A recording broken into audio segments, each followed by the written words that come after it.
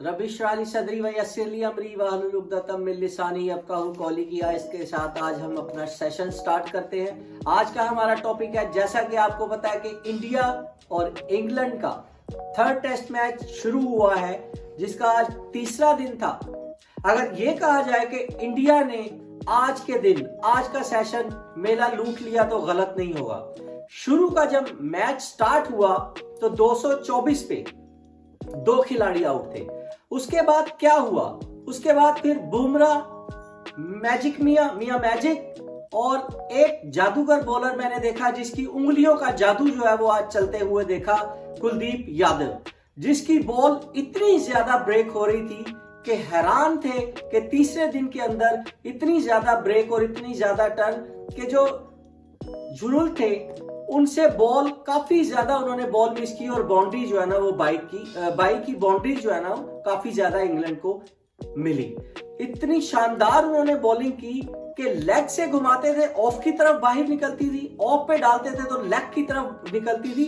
Batsman wicket keeper के लिए भी जो है ना वो समझना और बॉल को पकड़ना मुश्किल हो गया था।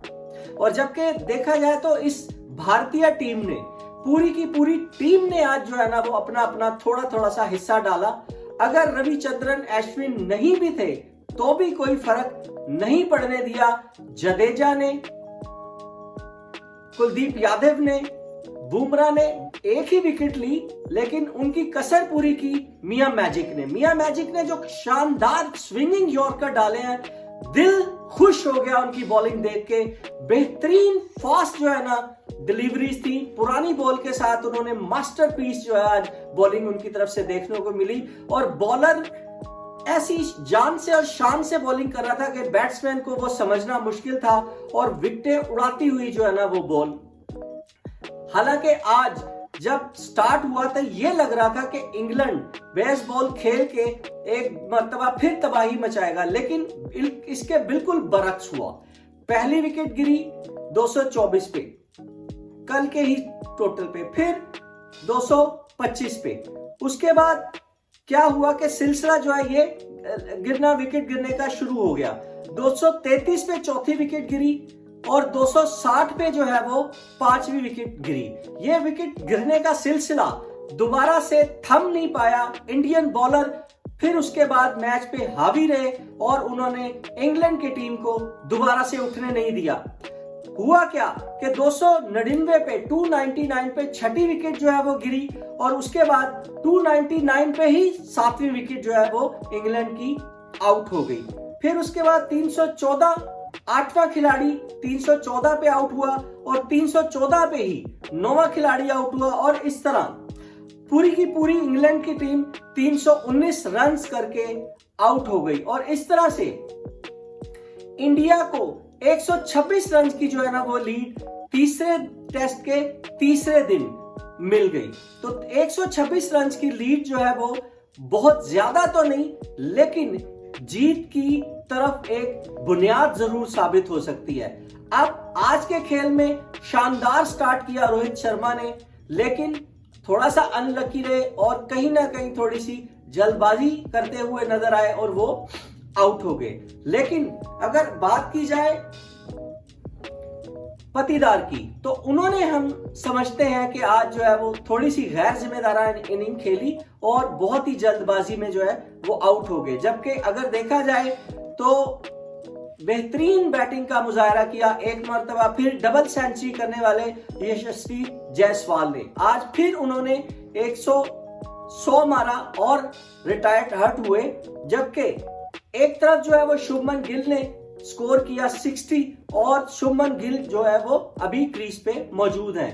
एक बहुत अच्छी बात जो है वो देखने को मिल रही है कि एक मैच में, एक इनिंग्स में यशस्वी जायसवाल चलते हैं और दूसरी इनिंग्स में जो वो शुभमन गिल चलते हैं। ये आपस का जो वो मुकाबला है ये बड़ा शानदार है। वो इंडिया के कहीं ना कहीं वो काम आता है और उनकी फेवर में आता है। अगर हम देखें तो जो खिलाड़ी आउट हुए इंग्लैंड के, बेन डकेट जो है वो 153 रन करके वो आउट हो गए और जो विकेट मेन थी बेन डकेट्स की, मैं समझता हूं इसके अलावा थोड़ी बहुत जो है हिम्मत की बेन स्टोक्स ने, जो कि 41 के स्कोर पे आउट हो गए। और फिर बेन फोक्स सिर्फ 13 रन बना सके। जोनी ब्रेस्टो, उन्होंने नाकामी एक मरतबा, फिर उन्हें मायूसी का सामना करना पड़ा और जोनी ब्रेस्टो सिर्फ 0 के रन पे आउट हो गए। और इस तरह बुमराह ने 1 विकेट ली, 4 विकेट मियां मैजिक ने ली और रविंद्र जडेजा और कुलदीप यादव ने 2-2 विकेट जो है वो ले पाए।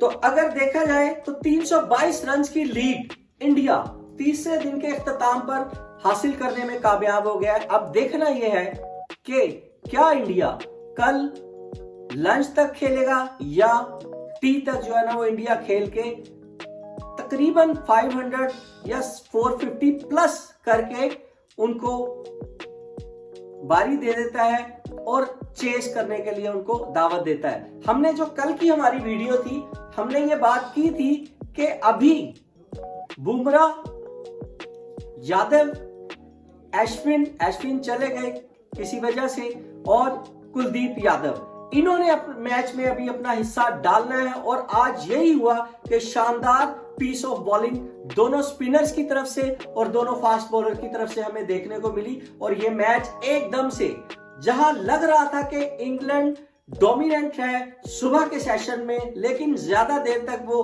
बरकरार नहीं रहा। फिर सारा का सारा दिन इंडिया जो है ना वो डोमिनेंट रहा। पहले सारी की सारी 8 विकेट जो है वो पहले और दूसरे सेशन के दरमियान उन्होंने हासिल की। और फिर उसके बाद 2 विकेट के नुकसान पर इंडिया 196 पे 2, और अभी इंडिया के हाथ में 8 विकेट बाकी हैं। और देखना यह है कि वो कितना रन और कितना टारगेट देने में कामयाब हो पाते हैं। अभी मैच के 2 दिन बाकी हैं और लग ये रहा है कि ये मैच का पलड़ा इंडिया की तरफ जो है वो जाता नजर आ रहा है। प्रिडिक्शन में भी यही था कि मैच जो है वो चौथे दिन के एंड में या 5वें दिन के शुरू में खत्म होता और इंडिया की फेवर में और इंडिया की विक्ट्री की तरफ जाता हुआ नजर आ रहा है।